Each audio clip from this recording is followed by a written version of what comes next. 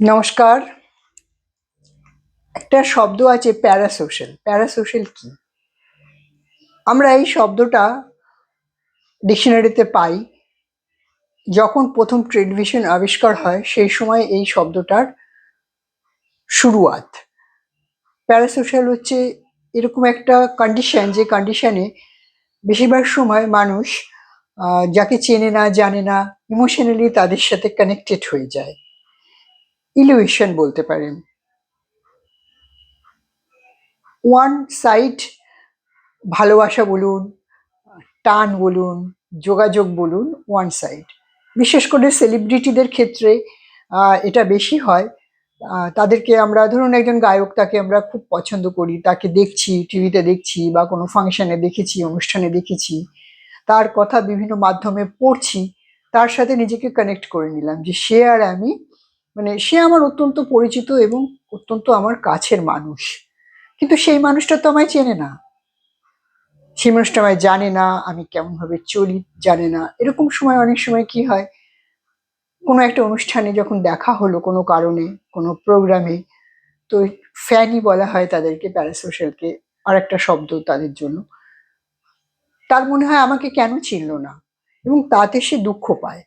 এবং সেই দুঃখটা এক এক সময় এমন একটা জায়গায় চলে যায় যে কিচ্ছু ভাবতে পারে না, পুরো স্যাড হয়ে মন খারাপ হয়ে থাকে। কেন, সে তো অনেক আগেই কানেক্টেড, কিন্তু তার এই বোধটা ভেতর থেকে চলে যায় যেটা ওয়ান সাইডেড। আমি তাকে চিনি, সে তো আমায় চেনে না, সে তো আমায় জানে না, আমার নামটুকু অবধি জানে না। আবার আজকের যুগে যেহেতু বেশিরভাগ অনেক রকম মাধ্যম আছে, টিভি আছে, মোবাইল তো রয়েছে ঘরে ঘরে, এবং যারা পডকাস্ট করে বা সেলিব্রিটি যারা বিভিন্ন ক্ষেত্রে, সে গায়ক, নায়ক, লেখক বা পডকাস্ট, বা যারা ইনফ্লুয়েন্স, আর তাদেরও কথা বলছি এখানে।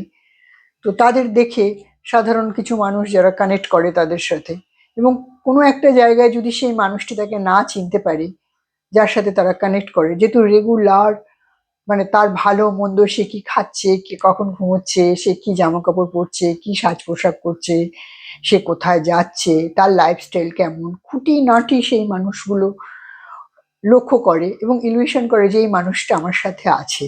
এই যে ওয়ান সাইড, যে ভালোবাসাই বলুন, টানই বলুন, বা একা একা থাকতে থাকতে একটা মানুষকে নিজের মনে করে নেওয়া, এবং সেই নিজের মনে করে নেওয়ার কারণে সর্বক্ষণ সে আমার মনের মধ্যেই আছে, এগুলোতে একটা, যখন দেখা যায় যে একটা সার্টেন টাইমের পরে সেই মানুষটির সাথে কোনোভাবে সে কানেক্ট করতে পারেনি, তখন সে ডিপ্রেশন বোধ করে, বা ওভার পসেসিভ হয়ে যায় যে না, ও আমারই, আমি সব আমারই, মানে আমি যেরকম চাইবো সেরকমই হবে। সে যদি কোনো একটা বিরুদ্ধ কথাবার্তা কিছু সংবাদ মাধ্যম বা কোনো জায়গায় বলে, যেটা সেই আহ, ব্যক্তিটির পছন্দ হয়নি, তখন যে একতরফা আকর্ষণ বোধ করছে তার খারাপ লাগছে, ও এরকম বললো, আমি ওকে এত ভালোবাসি, এটা ওর বলা উচিত হয়নি। এবং যখন সে খুব কোনো ভালো কথা বলে যেটা তার পছন্দ হয়, তখন সে আনন্দিত বোধ করে যে হ্যাঁ, আমি আনন্দিত বোধ করছি এই জন্য যে আমার আমার সাথে রিলেট করতে পারছি আমি তাকে।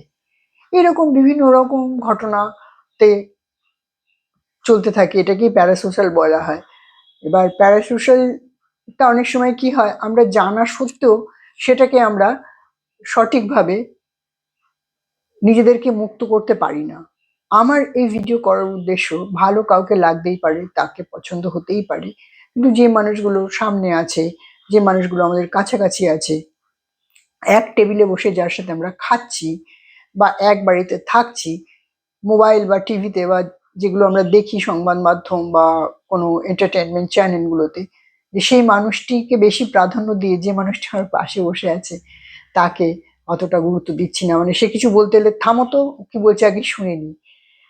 তো এই জায়গাগুলো থেকে নিজেদেরকে বার করাটা একটা কর্তব্য। আজকের যুগে যেহেতু অনেক বেশি আহ, এই ধরনের প্রোগ্রামগুলো আছে এবং মানুষ অনেক বেশি ইমোশনালি ওয়ান সাইড এফেক্টেড হয়ে থাকে, এফেক্টেডই বলবো, তার কারণ হচ্ছে ওয়ান সাইড ভালোবাসাই বলুন, আকর্ষণই বলুন, বা লাগাও বলুন, কোনোটাই খুব একটা সুখদায়ক নয়, আলটিমেট সেটা পেনফুল।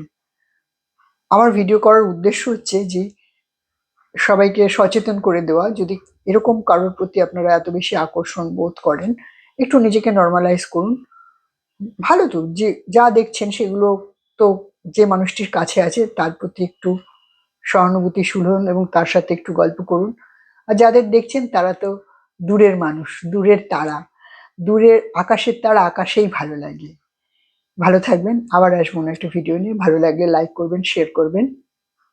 আজকে এখানেই শেষ করছি।